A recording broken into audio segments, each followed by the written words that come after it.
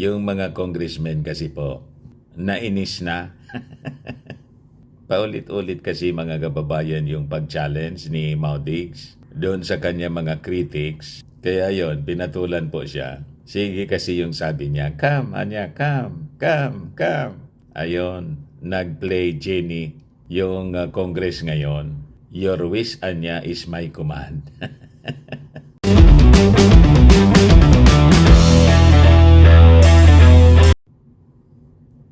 Nadagdagan pa mga kababayan yung congressman na nag-file ng resolution para papasukin na yung ICC na humahabol kay Maudigs. Ito po ang sabi dito sa Impact Leadership, another one. Di ba? Pinoputakti na mga kababayan si Indigong. Talagang gusto ng isuko sa International Criminal Court. Yan kasi, last week yata yon, sabi ni Maudigs, doon sa sa investigador ng ICC, come, anya, come. O, diba? May kasabihan po tayo, be careful, anya, what you wish for. Ito po, sabi ni W.W. Jacobs, be careful what you wish for. You may receive it. Diba? Sige kasi po ang panghamon ni Digong. Ayaw mamahinga. Talagang tina-challenge niya mga kababayan. Ito na ngayon, kinol siya ng ibang mga congressmen. But before ko mga kababayan ibigay sa inyo yung full story, click subscribe muna dito sa ating YouTube channel and hit the notification bell para lagi po kayong updated sa mga kaganapan dito sa ating bansa. Like and share na rin po ninyo ng ating video para marami po yung makapanood.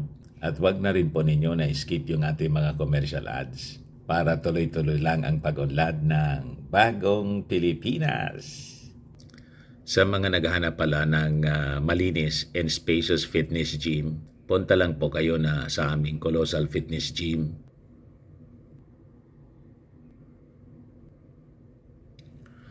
We also offer Grab car rental po with our brand new 2023 model ng Toyota Innova.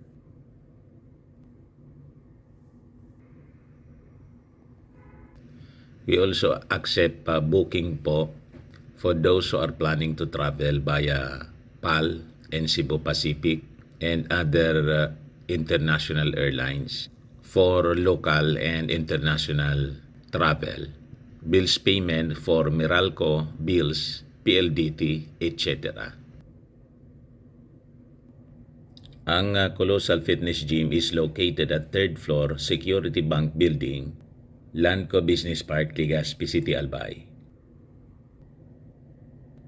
For inquiries, look for Jilon Maravillas. Contact number niya po 0966-802-0949. Ayos po mga kababayan. Ayos na ayos niya Mr. Maravillas. Balik po tayo sa ating kwento. Sabi natin, nadagdagan pa yung 2 congressmen na nag-file ng resolution sa Congress para papasukin na yung ICC na nag-imbestiga sa war on drugs ni Maudigs. Ngayon, nadagdagan pa ng isa, si Congressman Edsel Lagman ng Albay. What? yung aming congressman. Una na nagpasa ng resolusyon, yung congressman ng Maynila, si House on Human Rights Panel Chair, Benny Abante Jr., saka si party list, One Rider Party List Representative Ramon Rodrigo Gutierrez pala. Ngayon, ito si Edsel. Siya yung pangatlo mga kababayan.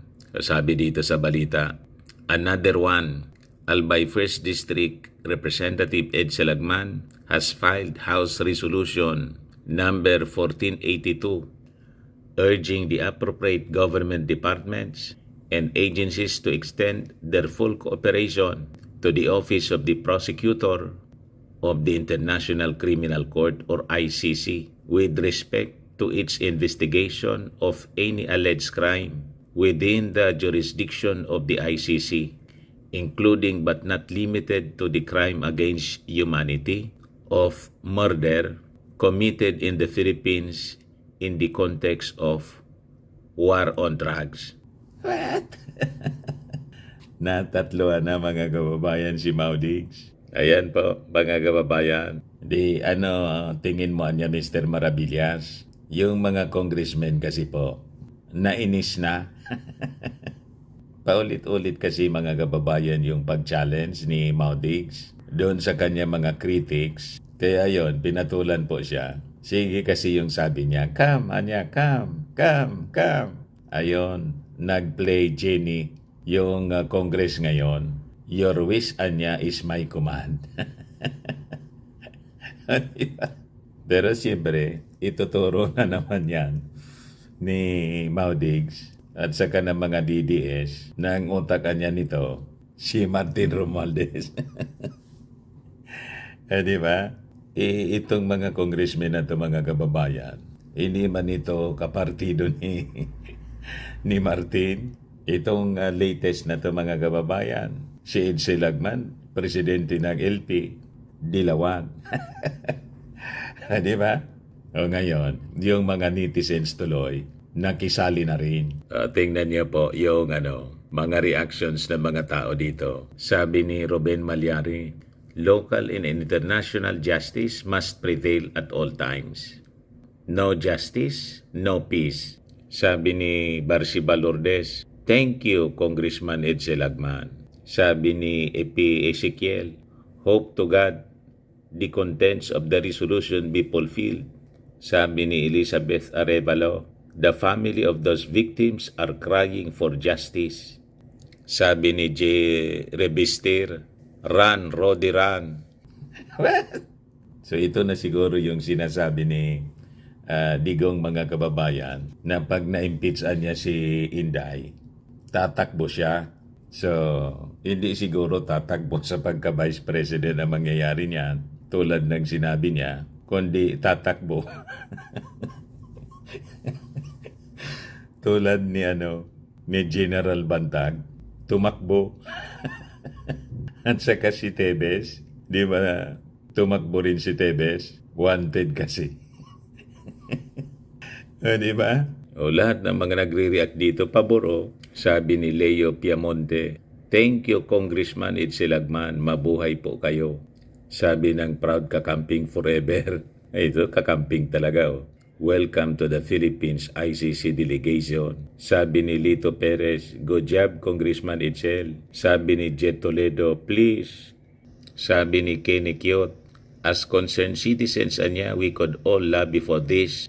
Increase public participation and engagement, just like what we did with the CIF. Sabi ni Ed Maluwag, yun. Sabi ni RJ Rodejo, life is weather talaga. Sabi ni Chab Sagarap, we want to abide by the decision of UNCLOS on our territories in WPS. Then let us also abide by the ICC decision to conduct investigation on human rights violations by Digong et al. Sabi ni Gerwin Romero Ferreras, many more to come, enjoy. Sa kabaga po, lahat pabor. Pero anya Mr. Maravillas, si Super Ate, galit. Napanood mo anya Mr. Maravillas? Napanood ko po. Ito nga din po yung balita ngayon sa Impact Leadership. Sabi ni Super Ate, mahiya naman anya tayo bilang Pilipino. Di ba anya Mr. Maravillas? Talagang kakampihan niya ni Maudig si Super Ate. Ano anya yung masasabi mo dyan? Basahin muna natin kung ano sinasabi ni Super Ate. Sabi niya dyan, ang laking kahihiyan talaga sa Pilipinas kapag pinapasok yung ICC na yan. Huwag tayong papayag ng ganyan. Isipin ninyo, para ninyong sinurrender ang ating soberenya. Hindi na tayo republika. Talagang umaasa na lang tayo sa kanila. Ano ba naman? Yung ating mga korte, ang tibay-tibay pinalaya nga si Senator De Lima.